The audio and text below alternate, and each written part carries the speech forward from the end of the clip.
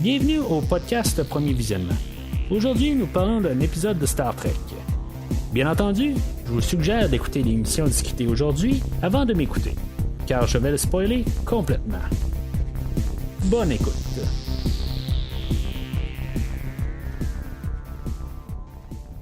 Alors, bienvenue sur le USS Cerritos.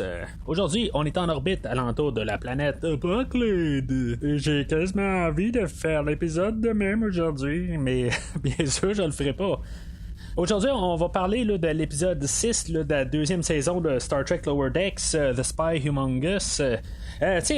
Justement, on retourne sur la planète des Pakled. Je me demande, c'est quoi leur obsession cette saison-là de tout le temps parler des Pakled? Je pense qu'il n'y a pas un épisode qu'on n'a pas parlé là, des Pakled. Mais en tout cas, juste avant de parler de l'épisode en tant que tel, je vous envoie sur le site internet du podcast premiervisionnement.com.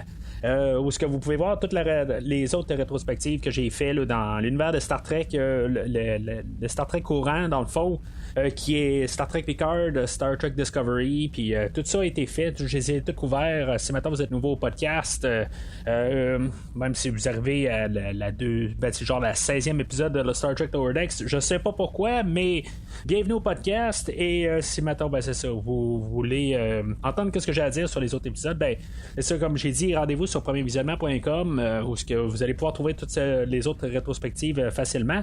Et ou sinon, trouver peut-être des films qui pourraient vous intéresser, comme la série des James Bond là, que je suis sur le point de terminer de couvrir. Dans le fond, on est rendu au l'épisode là, de Skyfall, où ce que j'ai couvert là, tous les genre 25 autres films là, avant le film de Skyfall. Dans le fond, là, dans un peu plus que 2 semaines, là, je vais finalement couvrir le nouveau film. Mais c'est ça, fait que toutes des choses de même là, puis plusieurs autres rétrospectives là, que vous pouvez trouver là, sur premiervisionnement.com. Alors on va parler de l'épisode d'aujourd'hui.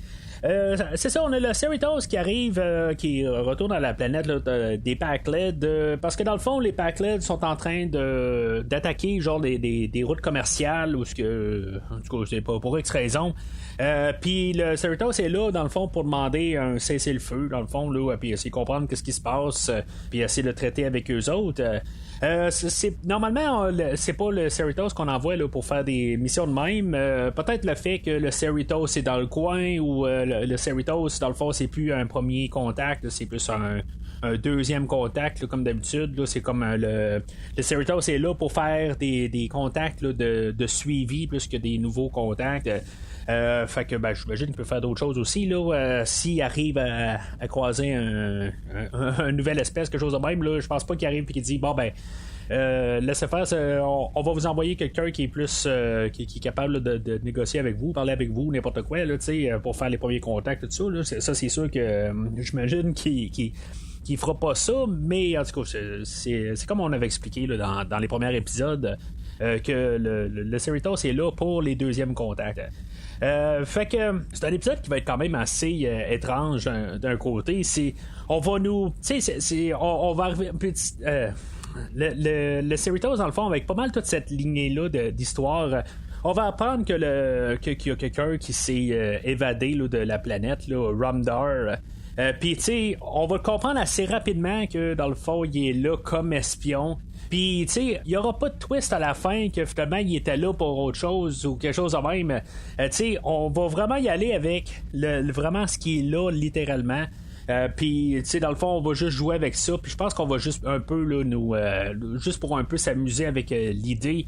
Mais, tu sais, c'est pas ça qui est l'histoire principale de l'épisode d'aujourd'hui, je crois bien. Quoique, je pense pas qu'il y a vraiment une histoire principale aujourd'hui. Je pense que c'est un épisode qui est là juste pour s'amuser un peu. Dans l'univers de Star Trek Lower Decks, parce que tu sais, on a l'histoire avec Boimler, puis on a l'histoire aussi là, avec tous nos autres héros là, restants, où ce qu'eux autres vont faire le ménage là, sur le Cerritos. Dans nos 3 histoires, tu sais, il n'y a pas vraiment de choses qui va se démarquer là, comme avancement.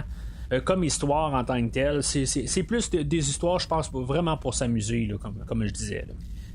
Fait que c'est ça, dans le fond, le Captain Freeman est là, elle va négocier là, avec plusieurs têtes dirigeantes des Pakled. Elle va arriver avec l'ambassadeur au début, puis lui il va dire ben tu sais j'ai pas un casque assez grand là, pour pouvoir prendre des décisions là-dessus. Après ça, on va croiser la reine, le roi, puis il va y avoir même l'empereur. Tous sont là pour comme dire qu'évidemment, ben, c'est pas eux autres là, qui ont des mots à dire là-dessus. Puis il y a l'empereur que lui va se faire tuer là, par. Je crois que c'est l'ambassadeur du début. Dans le fond, il y a une mutinerie au travers de ça, puis c'est juste un petit peu n'importe quoi. D'après que c'est sûr que je peux comprendre, c'est l'ambassadeur avait tout comme planifié ça au début où ce qui s'arrange là, pour envoyer Rumdar en navette sur le Cerritos. Puis en bout de ligne, ben, c'est ça, il envoie Rumdar comme un espion. C'est ça, fait que tu sais, sur le Cerritos. Une fois qu'il se rend sur le Cerritos, ben, là, il veut voir les boucliers. T'sais, on a Ransom puis Keishon qui vont comme le suivre partout. Puis après, ben, il va comprendre assez rapide là, que il est tellement nono un peu qu'il va arriver. Puis il va dire ben, j'aimerais ça voir vos boucliers. Puis voir comment que votre vaisseau est fait. C'est genre la première affaire qu'il dit. Fait que il allume assez rapidement qu'il est là dans le fond pour essayer de manipuler les choses. Je me rappelle pas exactement de l'épisode là, je pense que c'était dans The Next Generation où on voyait les Packleds. Puis eux autres justement ils réussissaient à embarquer sur l'Enterprise.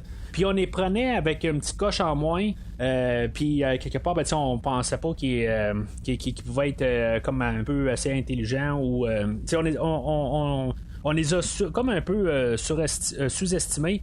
Puis je pense que c'est Geordi qui kidnappe. Puis en tout cas, il y a une couple d'affaires là, à cause qu'on les a sous-estimés. Puis quelque part, ben, sont nono, mais ils ont comme un peu là,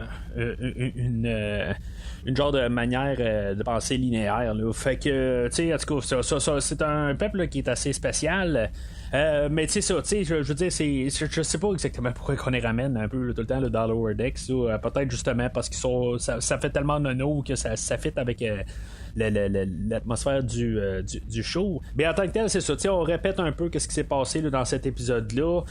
Comme je dis, là, prenez-moi pas à 100% au mot parce que l'épisode dans The Next Generation est des années là, vraiment. Là, ça fait une dizaine d'années peut-être que j'ai vu le show. Depuis, dans le fond, qu'on l'a sorti en Blu-ray, je les ai tous à réécouter, là, mais je veux dire, ça fait quoi? Ça fait 7-8 ans de ça, là, fait que c'est très loin.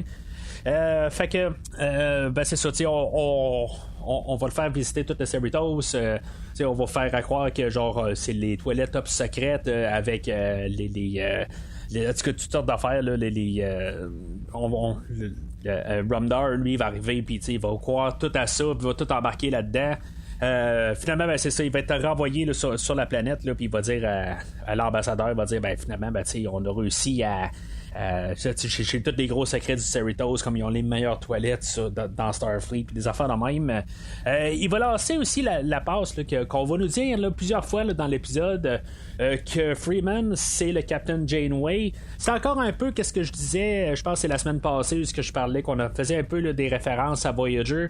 Je pense qu'on veut comme un peu arriver puis faire de la promotion là, pour Star Trek Prodigy, mais sans en faire de la promotion directement. Mais tu sais, c'est comme on va être sûr que le monde sache c'est qui Captain Janeway avant qu'on embarque là, dans Star Trek Prodigy. C'est pour la nouvelle génération, pour ceux-là qui sont pas trop sûrs que le Captain Janeway a déjà existé ou c'est qui exactement, je pense qu'on est juste en train de placer des idées. Dans Voyager, t'as le Captain Janeway, puis après ça, on va arriver avec Prodigy, puis regarde, c'est elle, le Captain Janeway, qu'on vous a déjà parlé, là, que vous savez qu'il fait partie là, de l'univers de Star Trek, vous vous en rappelez. Fait que, en tout cas, je pense que c'est comme ça qu'on va nous en rappeler, puis c'est sûr que d'un côté, ça me dérange. D'un sens, oui, mais d'un sens, non. Ils ont comme pas le choix un peu d'essayer de faire de la publicité, puis ça, je le comprends. Pour la nouvelle génération, tout ça. C'est-tu un peu martelé? Ouais, ça commence à être un petit peu martelé. Là. Il y a des références à Voyager à peu près à tous les épisodes là, depuis le début de la saison. Fait que, tu sais, dans le fond, c'est quoi? Lower Deck s'est rendu une publicité pour Prodigy. Prodigy va être une publicité pour Discovery saison 4. On va-tu y aller tout le temps de la suite de même? On peut-tu juste se concentrer à faire la saison en tant que telle? Mais l'autre côté, ça me dérange pas tant que ça parce que c'est pas vraiment nuisible à l'épisode. C'est peut-être une thématique sur la saison au complet qu'on va faire une petite promotion pour Star Trek Voyage Prodigy. Mais c'est correct d'un sens, je veux dire, c'est en bout de ligne, c'est une business, là, en guillemets, là, c'est plate à dire, mais c'est ça pareil. Mais en tant que tel, on n'est pas focusé là-dedans. Il y a pas y a vraiment là, un gros marketing sur l'idée, je pense. On nous envoie là, juste un peu là, des idées, mais c'est subliminal un peu. Fait que c'est ça. Fait que finalement, le gros plan, là, Freeman, elle va y arriver, puis elle va dire ah ouais, ben tu sais, t'as réussi à vraiment là, nous flouer totalement, là, puis finalement on sait que t'as pas réussi à donner tes secrets, là, puis finalement ben, c'est ça, le Rumdar va arriver puis il va dire que ben oui, notre plan là, j'ai pas réussi à vous en parler, j'ai jamais craqué là, pour vous dire que le plan c'était là, d'amener une bombe vavurivienne sur Terre, en tout cas vavurivienne ou quelque chose de même là. Fait que tu sais, je veux dire, c'est vraiment nono là, mais tu sais c'est ça, tu sais, il y a pas de gros revers à la fin, il n'y a pas qu'une grosse tout d'un coup une révélation, tout ça, c'est ce que c'est, puis c'est ça que j'apprécie beaucoup de cette partie-là d'histoire. J'aime quand même juste la fraction de seconde où l'ambassadeur va arriver et dire hey, attends un peu, puis là, d'un côté, c'est supposé te passer, il vient de flasher qu'il s'est fait avoir, puis finalement, ben, c'est pas ça, il dit hey, vraiment, tu viens de battre Janeway, c'est tellement nono que en bout de ligne, puis ils ont pas têté là-dessus, c'est ça que j'aime aussi, il y a pas de c'est un show qui est tellement frénétique, quelque part, ça bouge, mais t'as quand même la fraction de seconde que tu vas te dire il vient de catcher de qu'est-ce qui s'est passé, puis finalement il a rien vu aller. Fait qu'en tout cas, c'est pas mal ce qui mes pensées là, pour cette partie-là d'histoire.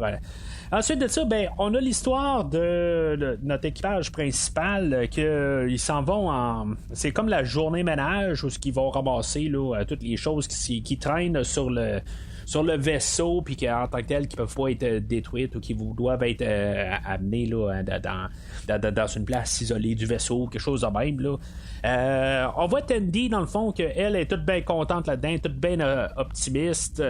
Elle va contraster pas mal là, avec Mariner. Ça va être un peu là, comme un peu le centre de cette histoire-là. Mariner qui voit ça négatif, puis Tandy qui voit ça très positif.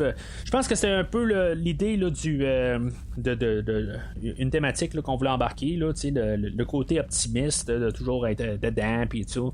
Je pense que c'est quelque chose qu'on voulait passer, parce que même plus tard, où ce que Mariner va commencer, Tandy va commencer à se fâcher puis commencer à être tanné un peu, le désenduré, ça va compenser un peu. Le Mariner va dire non, c'est pas si pire que ça, là, c'est quand même une belle journée, tout ça, puis je pense que c'est ça qu'on veut passer un peu là, comme message là. C'est une thématique un peu plus subtile, mais je pense que c'est quelque chose qu'on veut quand même passer. Là-dedans, c'est ça, il va y avoir toutes sortes de péripéties qui vont se passer là. Rutherford là-dedans, il va pogner un liquide puis il va tout gonfler là. Ça me fait penser au film de James Bond de Vivre et laisser mourir, où on a le méchant là, Mr. Big dans ce film là qui devient tout gonflé là. En tout cas, ça me fait penser à ça, peut-être parce que je suis en train de faire la rétrospective des James Bond, peut-être, mais c'est ça, tu sais. Fait que ça, c'est à cause des cristaux qui ont croisé, puis tu sais, il y a plein de cristaux qui croisent partout, puis toutes sortes de liquides, puis des affaires de même là,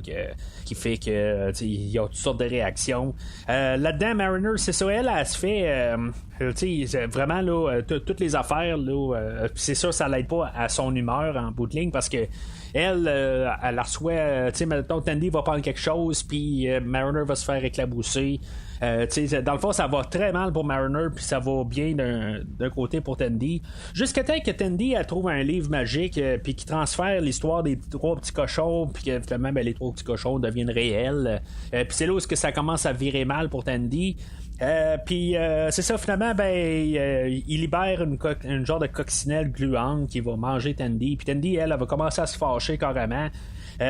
Puis finalement, c'est ça, de fil en aiguille, Tandy va comme vraiment se fâcher là, dans tout ça à cause d'un autre genre de cube ou je sais pas trop quoi. Puis elle va virer vraiment le Scorpion King là, comme dans le film là, de la Momie 2 là, avec The Rock. Ça vous dit quelque chose là? En tout cas, ça me faisait vraiment penser à ça là, la forme qu'elle qu'elle vire. Je sais pas pourquoi c'est un scorpion en tant que tel. Il y a peut-être un petit passe que j'ai pas compris pourquoi il vire en scorpion, là, mais ça me faisait vraiment penser là, au Scorpion King là, dans la momie là, de 2000-2001 dans ces eaux-là. Mais c'est ça, en bout de ligne, elle va devenir toute dévastateur tout ça, puis elle va commencer à tout virer à l'envers. Puis c'est comme l'opposé carrément là, de ce qu'elle avait au début du show. Pendant ce temps-là, on a Boimler que lui, il va avoir été approché là, par l'équipe. Là, ils vont s'appeler là, des Red Shirts. Là, dans le fond, là, c'est une équipe là, de 4 personnes. Là, que les autres qui pensent qu'ils sont un petit peu mieux que tout le monde. Dans le fond, là, sont au même niveau là, que nos héros. Là, quand on regarde là, les pins qu'ils ont sur le collier, là, sur leur cou, là, sur leur collet plutôt, pas le collier, mais leur collet. Ils ont une pin qui veut dire que dans le fond, ils sont en bas de l'échelle. Là, c'est des enseignes normales. Puis c'est ça, dans le fond, ils veulent amener Boimler dans leur équipe parce que lui, Boimler a été sur le vaisseau des Titans, puis qu'en bout de ligne, il doit savoir des choses que les autres savent pas, pourquoi lui il a réussi à se rendre là, dans un vaisseau qui est comme gradé plus haut que le Cerritos. Puis, dans le fond, en même temps, il va essayer là, de comme un peu le transformer pour qu'il ait l'air d'un leader. Puis, dans le fond, ils n'ont pas des mauvaises intentions. Il y a le chef de la gang, là, Casey, que, dans le fond, son intention n'est pas nécessairement mauvaise.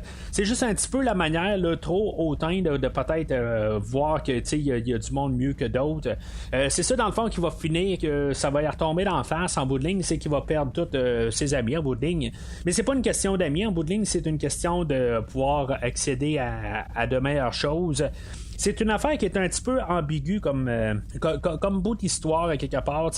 Il y a des bons côtés là-dedans, mais l'autre côté, je veux dire, comme de quasiment renier tes amis. Puis c'est une question là, d'intégrité beaucoup. Boimler, lui, il va rester quand même assez intègre. Il va embarquer dans l'idée, mais en bout de ligne, c'est juste peut-être le petit 10% de plus que Casey a genre juste peut-être un peu trop parler puis pas agir. Ce qui est assez important là-dedans, c'est pas juste de parler, l'important c'est de pouvoir montrer que tu es capable de faire quelque chose, puis c'est ça en bout de ligne qui va faire que quand Tandy est en train là, de tout virer à l'envers le vaisseau, Boimler, au lieu là, d'essayer là, de motiver les gens, tout ça, il va foncer dans le tas, il va dire, regarde, il faut réagir, il faut arrêter de parler un peu, puis on réagit, puis ça va faire que lui, il va, dans le fond, c'est le monde où qui va le plus le suivre par la suite. On va avoir les autres personnes là, qui étaient avec Casey en bout de ligne là, qui vont plus suivre Boimler par la suite. Puis je pense que c'est un message qu'on lui a passé aussi, d'être intègre, d'être fidèle à soi-même. Puis c'est ça, c'est toutes des petites idées encore comme que je dis qu'on essaie de passer là, beaucoup là, cette saison-là. Puis que je trouve qu'il est le fun. C'est vraiment des choses de base, vu là, l'âge de le public cible du show là, mais c'est ça que je trouvais le fun pareil, c'est ça qu'elle doit faire en tant que telle, pas juste avoir des images puis des références à Star Trek, les autres séries, tout ça. Elle a quelque chose à dire, puis c'est ça que j'aime de Star Trek, ils ont quelque chose à dire. C'est aussi enfantin que ça peut être, ils ont quelque chose à dire. Puis même encore, on peut encore parler là, de l'amitié, c'est encore un sujet, c'est l'amitié envers que Boimler a envers ses autres amis, c'est encore ça, c'est encore l'amitié, c'est ça que je parle depuis le début de la saison. Puis c'est encore chose qui est encore principale là, dans l'épisode aujourd'hui. Fait que après la scène là, de Boimler là, qui est, ça me fait penser à Roger Rabbit là, un film là, de la fin des 80 là, où le détective là, Eddie Valiant là-dedans, il fait rire tous les autres comiques là, en tout cas les machins là, puis que il meurt de rire là, par la suite là. Ça me fait penser à ça là, dans le fond Boimler essaie de faire le con là, jusqu'à temps que Tandy elle perd tous ses pouvoirs là, de scorpion rendu là. Puis dans le fond c'est comme un peu à la suite du début de l'épisode où ce que Boimler avait fait une gaffe, puis finalement c'était tout entarté ou quelque chose de même là. Je trouvais ça drôle au début de l'épisode parce que drôle dans le sens figuratif, pas je riais pas là, mais dans le principe que je trouvais comme c'est quoi le rapport un peu là, que Tandy tout d'un coup elle se met à rire pour ça. C'était bizarre un peu la manière que c'était apporté. Dans le fond, c'est vraiment pour boucler l'idée à la fin de l'épisode l'épisode. Puis tu sais, normalement, c'est le genre de choses que je remarque pas vraiment, parce que ce show-là essaie de nous montrer tellement n'importe quoi, puis à la fin, ben là, j'ai compris pourquoi là, qu'on nous avait montré là, que Tandy, dans le fond, à part à rire pour n'importe quoi. Fait que c'est ça, l'idée est bouclée à la fin de l'épisode. Fait que c'est ça, on a Ransom en bout de ligne, qu'il y a Casey là, qui essaie là, de l'approcher là, pour essayer là, d'être le capitaine remplaçant là, ou le capitaine de je sais pas trop, tu sais, quand le capitaine est hors service, quand il faut qu'il aille à la salle de bain, il faut qu'il y ait quelqu'un qui soit là, genre d'affaire de même là. Fait que tu sais, il y a besoin de quelqu'un qui répond assez rapidement, qui est sur le pont puis qui peut faire ça là. Ben c'est un peu le but du personnage de Casey. Puis tu sais, il y a Ransom qui arrive puis qui dit qui va aller voir plus Boimler suite à ce qui s'est passé là. Tu sais, dans le fond il va avoir une bonne note au dossier de Boimler. Fait que tu sais, dans le fond c'est juste un petit peu contre le personnage là, de Casey. Mais tu sais, comme je dis, tu sais, c'est un peu une zone grise quelque part. Tu sais, c'est des motivations que Casey a. C'est juste la manière qu'il l'apporte. C'est un peu une question là, de de baisser le monde alentour de toi pour te remonter. C'est pas vraiment la meilleure méthode là, d'évoluer. Je pense que c'est ça qu'on veut essayer de passer comme message avec ce personnage-là. C'est pas que c'est une mauvaise personne, mais c'est juste comme il rabaisse les autres.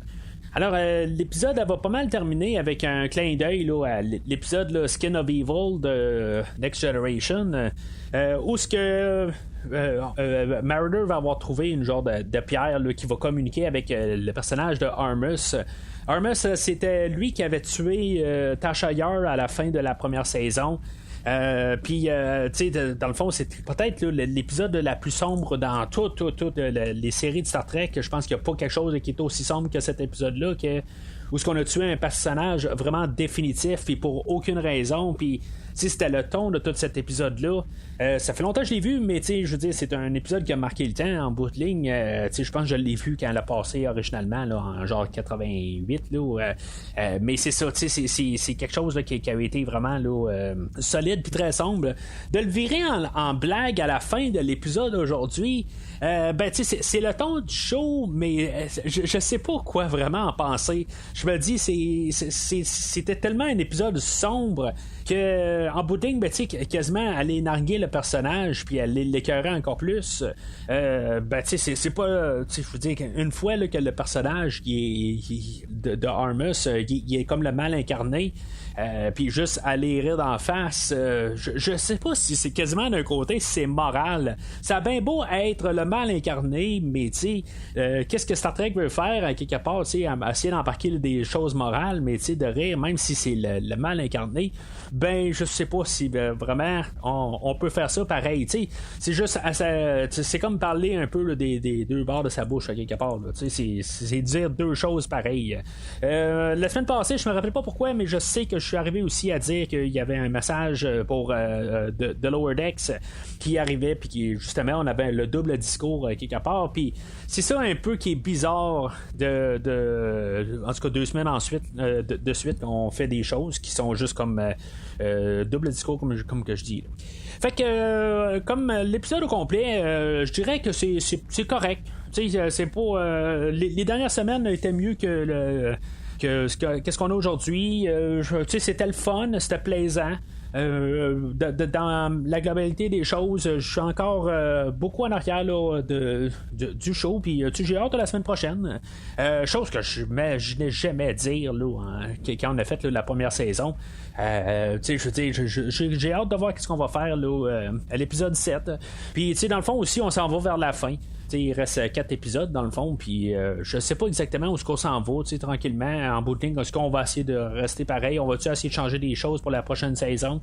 Dans le fond, on a quasiment annulé ce qui s'est passé là, à la fin là, de la première saison. Le seule chose qui reste en fait de thématique d'histoire, puis même là, ça n'a pas vraiment beaucoup d'impact.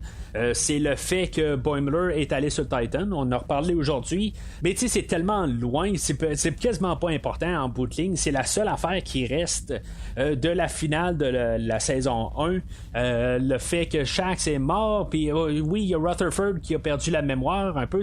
Oui, il y a des affaires qui se sont produites à la fin de la saison, mais c'est vraiment là, superflu. On peut y faire référence, mais ça change pas vraiment là, à l'épisode.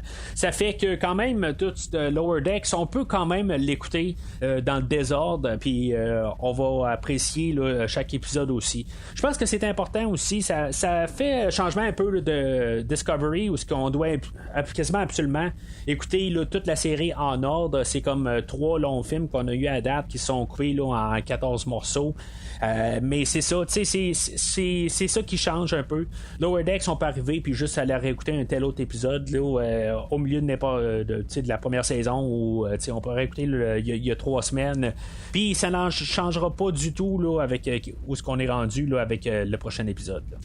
Alors, c'est pas mal tout pour aujourd'hui. Bien sûr, mardi prochain, on va revenir avec le nouvel épisode là, qui va sortir plus tard cette semaine. N'oubliez pas là, de suivre le premier visionnement sur Facebook et Twitter. Ou Twitter, pas obligé de suivre les deux, mais en même temps, vous pouvez voir qu'est-ce que le podcast publie chaque semaine. Le dimanche, j'essaie plutôt le samedi, j'essaie de publier là, qu'est-ce que je vais sortir au courant de la semaine. Parce qu'on est toujours en train de sortir le 3 podcasts par semaine. Ça va pas mal se terminer dans le fond quand Lower Decks va terminer. Je vais tomber pas mal à un podcast là, pour un certain bout là, jusqu'à temps que Star Trek Discovery recommence. Je dis pas que je vais faire tout le temps juste un podcast, mais à quelque part on va diminuer là, en fait de quantité de podcasts. Entre temps, suivez là, la série là, de James Bond que je couvre chaque semaine, ou toutes les autres séries là, de Aliens et Predator. Éventuellement, je vais couvrir le premier film de Predator, là, ça va s'en venir très bientôt. La série des slashers va reprendre une fois que je vais avoir fini là, le film de Frisson 3 plutôt. Puis la série de DC, je vais reprendre avec Shazam là, très bientôt aussi. Là. Mais comme je vous dis, si vous êtes sur Facebook ou Twitter, vous allez tout voir ça là, apparaître là, aussitôt que chaque épisode va être disponible. Et en même temps, n'hésitez pas de commenter sur l'épisode d'aujourd'hui, me dire qu'est-ce que vous pensez là, sur l'épisode 206, là, l'épisode 6 de la deuxième saison. Qu'est-ce que vous pensez de l'épisode? Est-ce que c'est la référence à Armus, qui est quelque chose qui sort un peu de nulle part? C'est juste comme un clin d'œil, mais aimeriez-vous avoir une suite à Armus, dans le fond, qu'on revienne sur la planète et qu'on fasse quelque chose avec ça? Je pense qu'il y a encore peut-être quelque chose à faire, peut-être quelque chose à conclure avec Armus, même si c'était quand même conclu là, dans l'épisode original, mais on pourrait peut-être encore exploiter là, ce personnage-là d'une manière. Alors, d'ici le prochain épisode, longue vie et prospérité.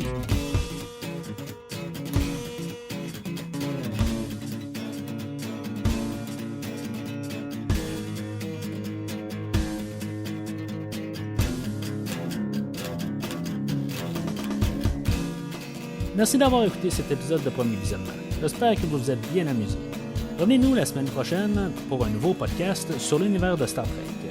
Vous pouvez suivre Premier Visionnement sur Facebook, Twitter, YouTube, Podbean, iTunes, Spotify et tout autre logiciel de diffusion de podcasts. Merci de votre support et à la semaine prochaine.